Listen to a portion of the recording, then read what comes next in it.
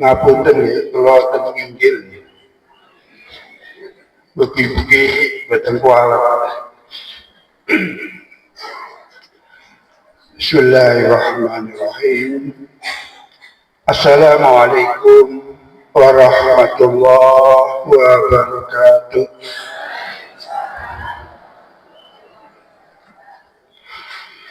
Alhamdulillahi rabbil alamin. Wa bihi nasta'inu ala umuri dunya waddin. La haula wa la quwata illa billahil aliyyil azim. Asyhadu an la ilaha illallah wa asyhadu anna Muhammadar Rasulullah. Raditu billahi rabba wa bil islami dina wa bi Muhammadin nabiyya wa rasulah. Hadirin ibu-ibu, bapak, saudara-saudara, adik-adik ingkang minulya, monggo sareng-sareng kita awali dengan panyuwun, dengan doa, sehingga nanti di akhir ceramah sudah tidak perlu doa lagi. Mumpung niki isu suruh cedak kali subuh, insyaallah malaikat kan juga belum balik lagi, belum kondur. A'udzubillahi minasyaitonirrajim. Bismillahirrahmanirrahim. Innallaha wa malaikatahu yusholluna 'alan nabi.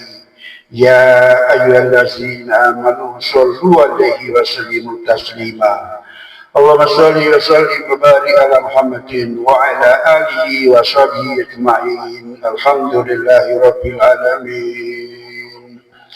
Allahumma hawwin alaina fi sakaratil maut wan najata minan nar wal afwa indal hisab. Rabbana firli wa liwalidayya wa lil mu'minina yawma yaqumul hisab. Rabbana firli wa liwalidayya warhamhuma kama rabbayana shighara. Allahumma ighfir lahum warhamhum wa'afihi wa'fu anhum. Allahumma innaka 'afuwwun tuhibbul 'afwa fa'fu 'anna. Rabbi habli minas shalihin. Allahumma inna nas'alukal huda wat-tuqa wal afafa wal ghina. Ya Allah, hamba mohon petunjuk, hamba mohon ketakwaan, hamba mohon petunjuk, hamba mohon kemuliaan, hamba mohon sugih ya Allah. Allahumma inna nas'aluka ilman nafi'a wa rizqan thayyiba wa amalan mutaqabbala. Rabbana atina fid dunya hasanah wa fil akhirati hasanah wa qina azabannar. Alhamdulillahi rabbil alamin. Mugi-mugi makbulah. Pak pareng to nyuwun sugih. Kudu wajib nyuwun sugih itu wajib supaya bisa infak, supaya bisa wakaf, supaya bisa zakat, supaya bisa nyangoni anak putu. Dibolehkan, kita jangan lupa berdoa kepada Allah. Doanya adalah minta sugih, minta kaya. Ya kaya betul, minta kaya materi, bukan sekedar kaya hati. Allahumma inna nas'alukal huda wat-tuqa wal afafa wal ghina. Hadirin jamaah sekalian rahimakumullah, ini adalah masih bulan Syawal ya. Bulan Syawalun meningkat. Berarti secara istilah bulan Syawal itu dimaksudkan adalah bulan peningkatan ibadah dan amaliyah. Setelah gentur selama 1 bulan pada siamu Ramadan siang dan malam. Jadi Indonesia di bulan Ramadan itu kan kita tidak hanya sekedar puasa, tidak hanya sekedar tarwih, tidak hanya sekedar deres Al-Quran, tadarus, tidak hanya sekedar caos paring takjil, tetapi apa? Di bulan Ramadan kita diperintahkan untuk memperbanyak istighfar, mohon ampun kepada Allah Subhanahu wa Ta'ala. Ini penting. Istighfar itu sangat penting, maha penting, bukan hanya sekedar sangat, maha penting. Seseorang yang tidak mau istighfar, yang tidak mau minta ampun kepada Allah, pasti miftahul jannahnya tidak kena. Di akhir Ramadan itu kan ada hari-hari hari-hari pengampunan, sehingga lalu dikatakan bahwa 1 Syawal itu adalah seluruh hamba Allah dalam kondisi yang fitrah, dalam kondisi yang suci, artinya kembali seperti bayi yang baru lahir. Jamaah sekalian rahimakumullah, kita ngawas surat Ali Imran ayat 133 dan 134 dan surat Al-Munafikun ayat 11. A'udzubillahi minasyaitonirrajim. Bismillahirrahmanirrahim. Wasari'u ila maghfiratin min rabbikum wa jannatin 'arduhas samawati wal ardh uiddat lil muttaqin allazina yunfikuna fis sarra'i wad dharra'i wal kadhimina al-ghayza wal 'afina 'anil nas innallaha yuhibbul muhsinin.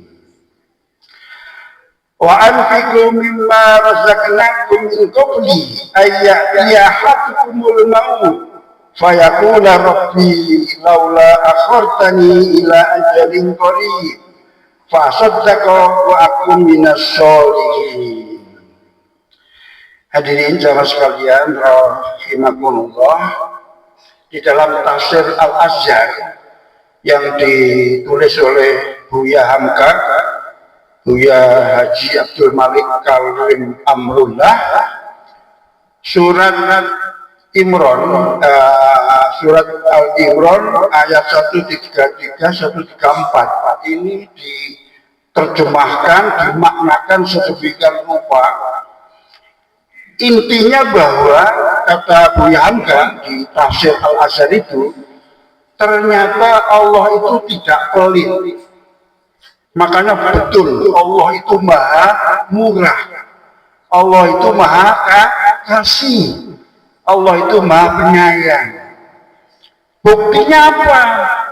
Ali Imran ayat 133. Wasari'u ila maghfiratin min rabbikum wa jannah 'arduhas samawati wal ardh uiddat lil muttaqin.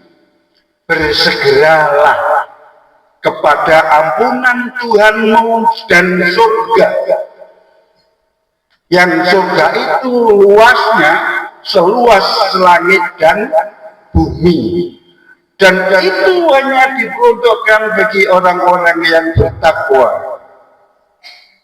Jadi ternyata kita ini yang takwa ini oleh Allah itu disegerakan masuk surga.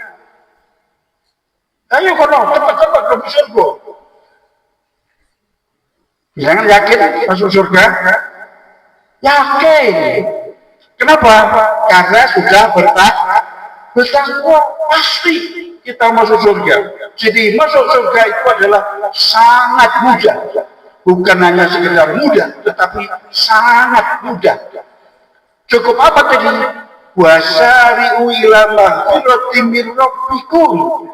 dan bersegeralah kepada ampunan Tuhanmu. Berarti kita diminta, disuruh oleh Allah untuk sering-sering istighfar. Astagfirullahaladzim. Yang paling pendek, astagfirullahaladzim wa atubu ilaihi. Yang sedang, astagfirullahaladzim allazi la ilaha illa huwal hayyul qayyum wa atubu ilaihi. Yang panjang. Monggo pilih yang panjang, pilih yang sedang, atau pilih yang pendek. Suka-suka. Asal tulus, asal ikhlas, dan niatnya memang untuk memperoleh ampunan Allah Subhanahu wa Ta'ala. Kenapa?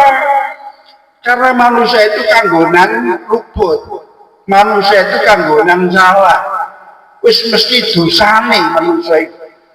Wis mesti dosane. Mana ada orang yang mengaku tidak berdosa? Tidak ada. Kemelinti kalau ada orang yang mengaku tidak berdosa. Sombong dia. Berarti di dalam dirinya itu ada iblis, ada setan. Semua manusia pasti salah, pasti hilang, pasti berdosa. Itulah makanya Allah ngajani supaya enggal-enggal nyuwun ngapura. Sebab yang tidak bisa berdosa hanya satu makhluk Allah, yaitu malaikat. Kalau manusia mengaku tidak bisa berdosa, ya berarti apa dia malaikat? Ya bukan wong ketok. Malaikat itu ketok. Jadi itu jamaah sekalian yang berbahagia, dimanapun, sedang apapun, di rumah, di masjid, di jalan, sambil boncengan istighfar, bukan toleh-toleh, istighfar, jagong manten istighfar, masak di dapur istighfar, dodolan ngedoli pembeli istighfar, gimana saja. Karena itu diharapkan setiap saat kita memperoleh ampunannya Allah Subhanahu wa Ta'ala, dan itu dijamin oleh Allah, pasti masuk surga. Jangan pun kagungan kunci surga pun kagungan kunci surga dereng. Lo tahu sih ya, sudah miftahul jannah la ilaha illallah. Cukup itu saja. Kuncinya surga itu ya la ilaha illallah. La ilaha illallah itu nempel di lafal sholat, nempel di tadarus Al-Quran, sudah hafal di luar kepala. Mila di depan tadi saya mengatakan bahwa masuk surga itu lebih mudah, bahkan lebih mudah daripada masuk neraka. Jenengan kagungan badan kunci neraka. Mergo neraka iku gak ana kuncine, Bu. Gak ana pintune, gak ana pintune. Dadi ya gak perlu kunci. Surat Al-A'raf itu maknanya tembok tinggi. Al-A'raf itu tembok tinggi yang menjadi pembatas antara surga dan neraka. Seseorang yang ada di surga mau masuk neraka? Tidak mau. Kenapa? Karena harus melompat tembok tinggi. Yang di neraka bisa ke surga? Tidak bisa. Kenapa? Ya tembok tinggi itu susah manjatnya. Jadi jenengan kalau tadarus surat Al-A'raf ayat 1 sampai dengan 31 itu berbicara tentang sopo sing jenenge menungso iki. Sapa sing jenenge iblis laknat iku? Apa iku surga? Sapa Adam alaihissalam dan Siti Hawa itu? Artinya apa? Di ayat itu Allah berbicara tentang sejati ning menungso. Sapa sih menungso itu? Siapa manusia itu? Dari mana asalnya? Lalu sedang apa dia dunia tatkala hidup? Dan untuk apa dia hidup? Dan mau kemana nantinya manusia itu? Ini kalau di pewayangan ada cerita Bima Sakti, Bima Suci, Bima Suci. Tatkala Werkudara dibetuk kalih Pendhita Durna kon golek banyu Purwita Sari eneng-eneng laut. Nah, Werkudara itu kan santrinya Pendhita Durna yang sangat kuhu, yang sangat taat, manut. Padahal karena Pendhita Durna, Werkudara panengahing Pandhawa ben mati. Ternyata enggak. Akhirnya Werkudara ketemu dengan Dewa Ruci. Dewa Ruci. Disitulah Werkudara menjadi tahu jati ning diri. Jadi air Purwita Sari itu tidak ada sebenarnya, tidak ada. Ya itu ketemu dengan pejangannya Dewa Ruci. Nah, semata Ruci menungso itu. Siapa yang mejang manusia? Ya Allah. Allah. Cukup la ilaha illallah Muhammadur Rasulullah. Jadi itulah sejatinya manusia. Dari mana berasal? Dari Allah. Lalu ngapain di dunia? Ngapain hidup manusia itu? Ngapain? Beribadah untuk Allah. Nah terus nanti kembali kepada Allah. Itulah makanya manusia mati itu tidak dibakar, tidak dicemplungi laut, tetapi dimakamkan di dalam tanah. Karena memang manusia itu berasal dari tanah. Itulah makanya iblis tidak mau sujud kepada Nabi Adam karena kesombongannya. Loh Gusti, loh saya kan diciptakan dari api, Adam kan dari tanah. Loh mau ya siapa? Kok saya suruh sujud kepada Nabi Adam? Sorry Tuhan, katanya kan gitu. Sorry, nggak mau. Jamaah sekalian yang berbahagia. Jadi kembali ke wasari ila maghfirati min rabbika wa jannatin arduha samawati wal ardu lil muttaqin. Jannah, surga itu hanya untuk orang yang bertakwa. Yang tidak bertakwa, bagian apa dia? Jangan tahu. Yang jelas dia tidak kebagian surga. Jadi surga itu haknya orang yang bertakwa. Meskipun baru sedikit, tak apa-apa. Nanti kan bisa ditambah, tambah dino, tambah ibadah, tambah amalianya, tambah sedekahnya, tambah infaknya, kan begitu seterusnya. Jadi alhamdulillah kita yang hadir di tempat ini adalah ahli surga. Yakin itu, pasti. Apalagi kita sudah punya kuncinya masing-masing. La ilaha illallah. Makanya kalau ada famili, saudara, tangga, kenalan yang lagi sakit keras menjelang sakaratul maut, supaya didampingi, ojo wedi malah wedi, didampingi lalu ditalkin dengan lafal la ilaha illallah. Meskipun kita tidak bisa ngomong, tidak apa-apa. Yang ngomong siapa? Ya kita yang dampingi. Dia cukup meremelek, cukup ngangguk-ngangguk, itu berarti dia sudah melafalkan la ilaha illallah. Supaya apa? Supaya kebahagiaan surga. Hadirin jamaah sekalian, rahimakumullah. Alladzina yunfikuna fis sarra'i wad dharra'i. Orang yang bertakwa itu pasti apa?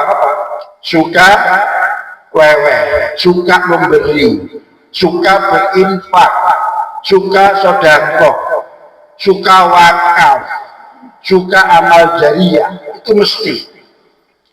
Apakah pada saat dia banyak maupun pada saat gak duwe blas. Jadi ternyata orang yang tidak duwe blas itu juga mulia sekali kalau dia memberi. Fisarroi wadharroi, baik pada waktu longgar maupun pada waktu paceklik. Kenapa? Karena itu investasi. Investasi. Bung Karno masuk surga enggak kira-kira? Bung Karno masuk surga enggak?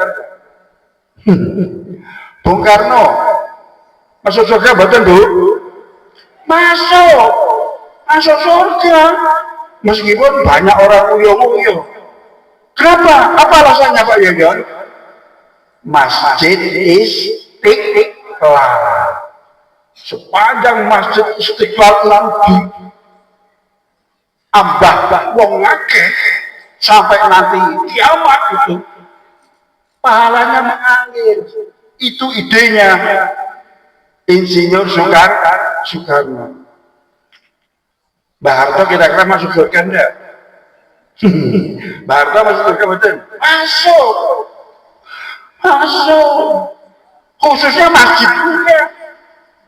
Berapa ribu ASN pegawai negeri pada waktu itu, pada waktu Orde Baru, dimintai infaknya. Untuk apa? Nah, bangun masjid amal bakti Pancasila. Di mana-mana itu Indonesia itu. Kalau Istiqlal hanya satu, ini amal bakti Pancasila di mana-mana itu. Sampai sekarang masih dimanfaatkan banyak orang untuk ibadah sholat. Dan bahkan nanti sudah ada yang direnovasi. Luar biasa. Masuk surga. Kita masuk surga tidak ada. Masuk. Kenapa Pak masuk? Karena punya kunci la ilaha illallah. Infaknya gimana infaknya? Jangan khawatir Pak Yoyo. Saya loh kalau ngaji ahad ke jalan Jawa itu pasti bawa amplop. Pasti tak masukin kota infak. Yang sekarang ini untuk masjid Desa Pulung, enggak salah. Saya juga donatur tetap. Kalau saya kajian, saya ambil kantor, bahasa Pak Palal, saya ngelungi infak untuk anak yatim, untuk panti asuhan. Apa itu? Itu adalah investasi akhirat. Dan pasti Allah membalasnya.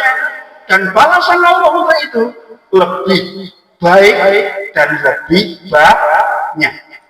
La in syakartum la azidannakum wa la in kafartum inna azabi lasadid. Ibrahim ayat 7.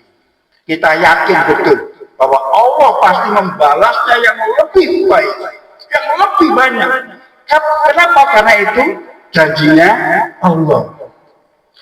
Jadi Bapak Ibu sekalian yang berbahagia, alladzina yunfiquna fis sarra'i wad dharra'i. Ini pepele. Kita infak, kita sedekah itu tidak hanya sekedar kita habis panen, kita habis dapat laba, kita habis dapat rezeki. Tidak dapat laba, meskipun saya harus infak. Luar biasa. Wis awake dhewe ya sik perlu, ternyata masih kecogak infak. Ini luar biasa, mulia sekali. Kalau orang berpunya infak tidak wajar, tapi kalau dia sendiri kepepet butuh, ternyata masih sempat untuk mengikhlaskan sebagiannya. bagi orang lain. Kenapa Bu? Kok bisa begitu Bu? Orang duwi lho, kok seneng infak. Yang apa Bu? Apa gondelani? Karena beliaunya yakin bahwa yang ada di sakunya, yang ada di dompetnya itu bukan miliknya, tapi itu milik Allah, dititipkan ke dia. Dia sadar betul itu, sadar betul. Ini kalau tidak karena Allah, saya tidak bisa begini. Kalau tidak ada Allah, tidak ada pertolongan Allah, anak saya tidak akan bisa sarjana. Dan seterusnya, dan seterusnya. Dia yakin bahwa Allah pasti menggantinya. Disinilah posisi iman seseorang. Posisi iman seseorang. Bahwa Allah itu maha adil, maha agung, maha kaya, maha memberi, maha sayang, maha kasih. Dia yakin betul itu. Dia yakin betul. Makanya meskipun dia membutuhkan, tetap aja itu diambil untuk infak. Luar biasa. Jamaah sekalian rahimahullah. Jadi di waktu lapang, di waktu longgar, dia tetap menginfakkan sesuatu bagi kemaslahatan banyak orang.